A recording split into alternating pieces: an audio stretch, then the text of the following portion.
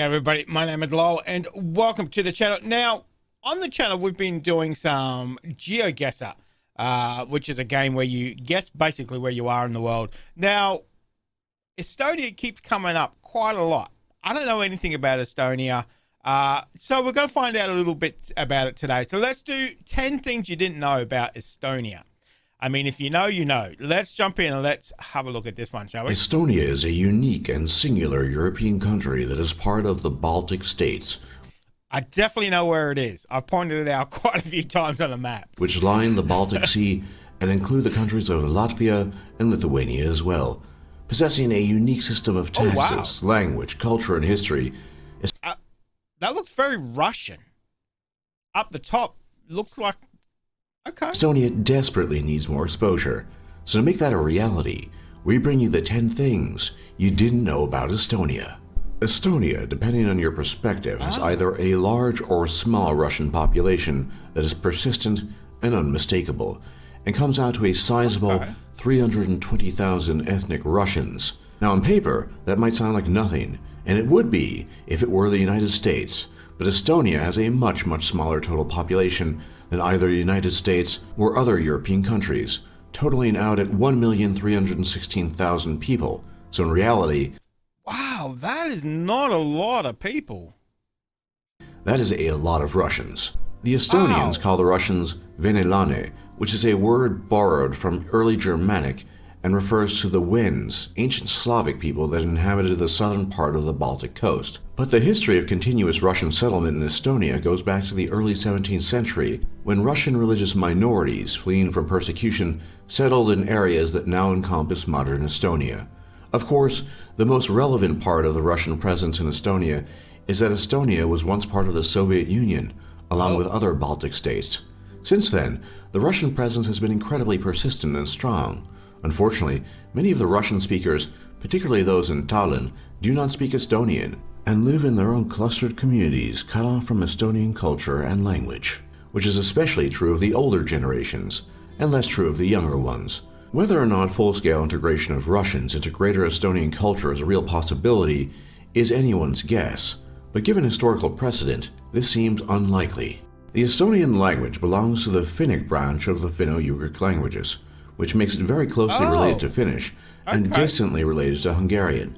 Its structure is thus similar to Hungarian in that it is a language that can be classified as agglutinative, which means the meaning of words is built up by stacking on endings to each word, with each new one adding meaning. It is thus genetically not related to most European languages, and is grammatically and structurally different from them. However, due to the course of history, Estonian has been influenced by Swedish, German, and Russian in the realm of vocabulary, all the while remaining highly distinct from them. Unlike many other countries, Estonia is a trailblazer when it comes to integrating essential services and obligations into accessible online activity. Taxes, healthcare, pharmaceutical prescriptions, and more can all be done online. This is because Estonia's government is what one might call a digital government, in that virtually everything of importance related to government and public life can be accomplished in less than 30 seconds by left-clicking your mouse. Many people have marveled. I wonder if that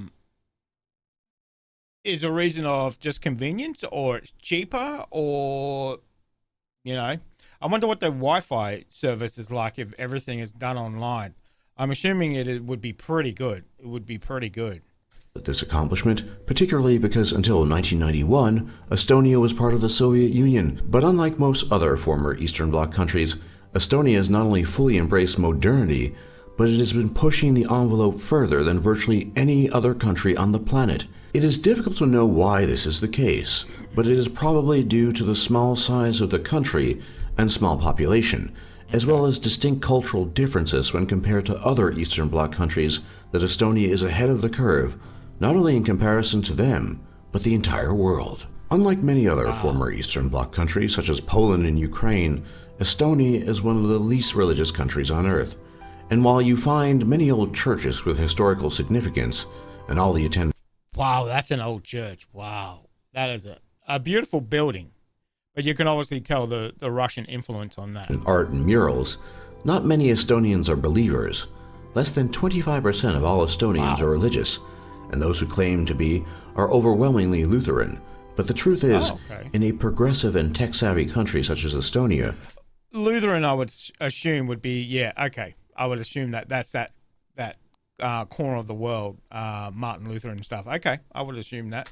Religion is just kind of, well, old-fashioned, and thus none of this should come as a surprise to anyone. Estonian cuisine is similar in some ways to that of its Scandinavian neighbors, but still distinct and unique.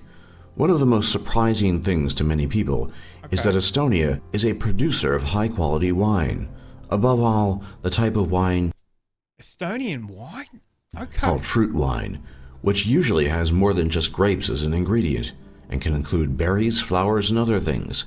The basis of I've never heard of Estonian wine. most Estonian food is meat, potatoes, and fish, and Estonian cuisine is hearty and filling. In particular, rye bread, pork, and dairy products are popular, and Estonia's eating habits It sounds like I could eat there. No worries at all. All the good stuff that I like to eat. Fantastic. are closely linked to the changing of the seasons. In addition, perhaps in emulation of Germans and Russians, Estonians consume copious amounts of beer and vodka. Many foreigners might be shocked to hear this, but Tallinn, the capital city of Estonia, is actually the best preserved medieval city in all of Northern Europe. In fact, the city has been granted World Heritage status by UNESCO, otherwise known as the United Nations Educational, Scientific, and Cultural Organization. The reason for this is simple, as when one walks through the cobblestone streets, looking up at the centuries-old buildings and churches, one cannot help but marvel at it all, especially when considering how well preserved it all is. Tallinn has changed hands throughout the centuries, from the Danes and Swedes to the Germans, Tsarists, and finally the Soviet Union, and somehow, some way, all of its medieval beauty has been preserved. But this then is combined with the seemingly paradoxical modernity of the inhabitants, and one can only be puzzled and in awe. For example, public transportation is free for residents of Tallinn. These types of things might give us some insight into how Estonians have been able to preserve the old ways with the new so successfully. Strangely enough, Estonia has a disproportionately higher female population than male one. For every 100 women, there are only 84 men. In addition to the disproportionate numbers, Estonian women also live an average of 10 years longer than Estonian men, which could at least partly account for this discrepancy. There are all kinds of theories as to why this is the case, but no conclusive evidence for any of them. Either way, Estonian men seem to be in an advantage when it comes to the dating market, and less so in terms of longevity. Who doesn't know Skype these days? And who can live without it? Most people would be inclined to believe that Skype was an American invention, but not so fast, because it's incredibly useful, and now omnipresent telecommunication software is in fact Estonian in origin. It was created Everything is Estonian. If you know, you know. Oh my God. By the Estonians Ati Heinla, Tovo Anus, and Priit Kasalu in 2003. Beyond innovative for its time, and now a must for virtually anyone in the world, it was later acquired, rather uncreatively, by Microsoft, which is why most people think it is American. Think it's American, yeah. Fully 44% of Skype employees are based in Tallinn and Tartu, and Tallinn is sometimes called the Silicon Valley of Europe. Today, Skype is the preeminent means of telecommunications between people across the globe, and we have three... That's probably why the government does a lot of online, because they've obviously got that infrastructure there. Wow, Skype is Estonian. Of course it is. Of course it is. Estonians to thank for it. There was a time when the majestic grey wolf roamed all of Europe, but for most European countries, those times are long past. Not so with Estonia, because Estonia has one of the largest wolf populations in Europe in proportion to its relative size as a country. Many of these wolves reside in Soma National Park, which is only a few hours away from Tallinn. The wolf has been both historically and ecologically important to Europe and most of the world, and Estonia, rather uniquely, can be proud to be able to lay claim to having so many of these majestic creatures. One of the questions libertarians get asked all the time is what country actually runs and operates on a libertarian model, or at least something close to it, and usually they are hard-pressed for an answer, but now they might have one, if they bother to watch this video at least, because Estonia has been called the most libertarian country on Earth by the State of the World Liberty Project, and it is easy to see why. Estonia has low taxes that are easy to pay, with virtually no bureaucracy.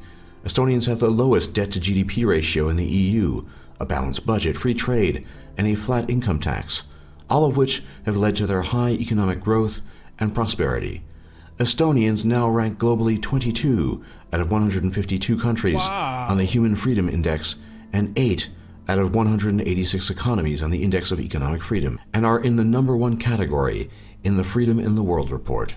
One of the keys to this is, of course, Estonia's e-government, which streamlines many processes. Is it any wonder why many people consider Estonia to be a libertarian's dream? For more top lists just like this, be sure to leave a like and subscribe if you haven't already, and don't forget to check out our other lists. And thanks for watching, and thanks for learning. Estonia is a unique... That was very interesting. Very interesting. So from playing GeoGuessr, you know, it comes up and it's a bit of a laugh and we have a bit of fun with it, you know, thinking that, you know, for example, there was one that we thought it was England, looked exactly like England, but it was Estonia, you know, so things like that. And we thought, you know, I thought this week I'm going to learn a little bit more about Estonia. That was very surprising. That was very surprising. I can't believe Skype is Estonian.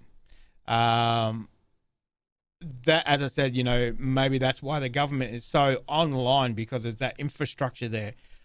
You know, they called it the Silicon Valley of Europe. So they've obviously got that set up as well. It didn't touch anything on, if you're Estonian or you know, let me know what the internet is like there. I'm assuming it's pretty good. I'm assuming it is. If everything is so much online, you've got to have a pretty good infrastructure for that. Things like, you know, there's only 1.3 million people in Estonia.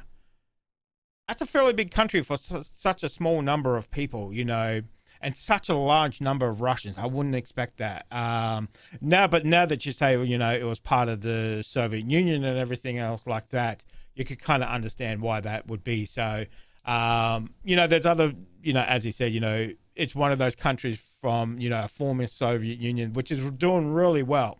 You know, if you look at the other side, like Albania or something like that, you know, who may be struggling economically, but Estonia seems to be kind of out in front, not just of that, but everybody else as well too. So they're kind of leading the way. So very interesting country, very, very, very interesting country. I love the architecture. I love the medieval, all that. Being preserved and everything else like that. You know, as he said, you know, it's kind of changed hands through a lot of countries. They're probably lucky that it's still standing. So that is really interesting, really, really interesting too. So, and that relationship they have with that, you know, the Scandinavian Nordic countries, because they are so close on the map as well, you know. So that was really interesting. I enjoyed that. So a lot of information in that. A lot more appreciation for that little country that keeps coming back up in GeoGuessr, Estonia. So I really enjoyed it. So if you know any more, let me know in the comment section. I love to learn some more too. So guys, thank you very much for joining me today. Make sure you stay safe, and I'll definitely see you in the next reaction video. Did you enjoy that video? Why not watch another one?